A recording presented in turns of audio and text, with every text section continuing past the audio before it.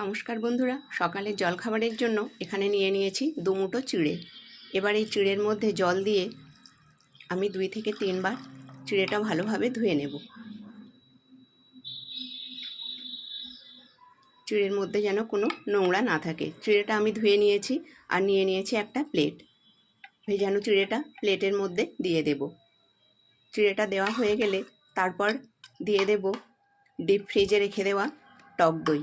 আর দইটা যত সময় গলবে তত সময় চিড়েটা আর একটু ফুলে উঠবে। এবার দিয়ে দিচ্ছি 2টো পাকা আম। এবার দিয়ে দেব একটা পাকা কলা। এরপর দিয়ে দেব ম্যাঙ্গো ফ্লেভার 2টো রসগোল্লা।